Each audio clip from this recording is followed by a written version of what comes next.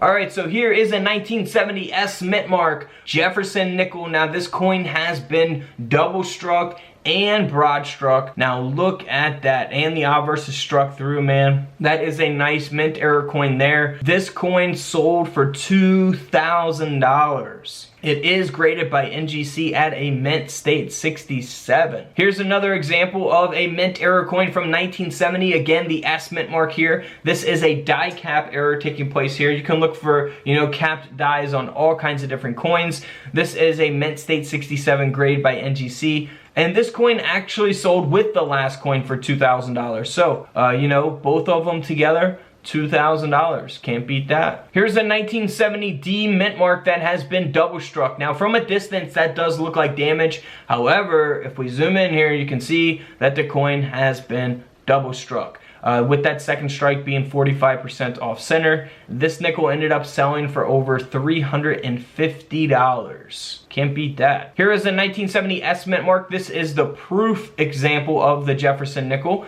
graded at a proof 65. By the way, the coin grading scale goes up to 70. 70 is the best you can get. That's the best condition you can get. This is at a 65. It has a curved clip here on the left side of the coin going through the word trust, so that'll give it a little bit of value. This coin sold for over $200. Next up is a very cool mint error. I love die breaks, also referred to as cuds. This coin here actually has two of them on the obverse here of the coin. So we'll see two die breaks there. One at the bottom, you'll see that large cud, and then here at the top by Jefferson's head, you'll see that other smaller cud. So some of these can be very valuable depending on what coin they take place on. You can look for these on pennies and other coins as well. Some of them could be very large, some can be very small. So the values fluctuate based on the coin that the cud is on, the condition of the coin, how large the cud is, where the cud is on the coin. Things like that will affect the value. This coin sold for around $200. Here's a 1970 D mint mark that is the high graded version of this coin, graded at a mint state 66.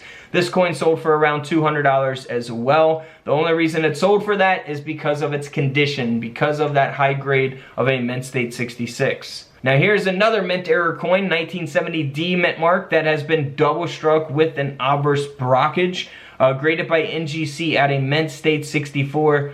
Very cool and unique type of mint error. Of course, we're not really finding these in coin rolls from the bank, but this coin did sell for over $135. Now here's another example of a double strike.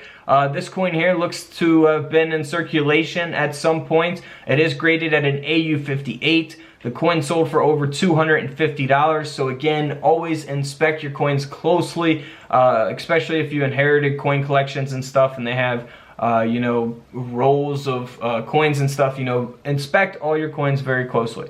So here's a 1970 D mint mark where the obverse has been struck to a cap die, and it also has die breaks, which are cuds. So we've seen the cuds that took place on the other coin. This one actually has the same thing going on. However, it also has been struck to a cap die as well. So you'll see the cud at the bottom and you'll see the cud at the top. And then of course, here in the obverse, you'll see that cap die as well. So this coin ended up selling for a little over $90, which, is not too bad. I would probably give 90 bucks for that just because of how cool it is. Here is a 1970 S mint mark that has clashed dies. So as we zoom in here on this coin, you'll see the building, the lines from the building on the reverse of the coin coming through here on the obverse of the coin. And then here on the reverse, you'll see the outline of Jefferson's head and neck there. That is a die clash. You can look for those on pennies and other coins also. This coin ended up selling for a little over $80 US. Here's a 1970 S mint mark that was struck 10% off center, graded at a mint state 62 by NGC. This coin sold for a little over $60, so nothing too valuable there. Keep in mind, you're gonna have to pay to have these coins graded, so $60, probably not worth getting something like that graded. But in this case, this is a 1970 D mint mark that was struck 65% off center.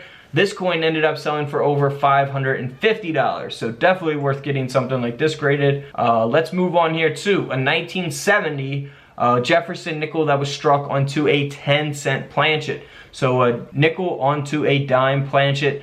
This coin sold for over $310. Can't beat that. Now here is a 1970 D mint mark where the Jefferson nickel design was struck onto a 1-cent planchet. It is graded by Annex at a mint state 63. This nickel ended up selling for over $380. Here's another example of a 1970 S high graded version of the coin, graded by PCGS at a mint state 66.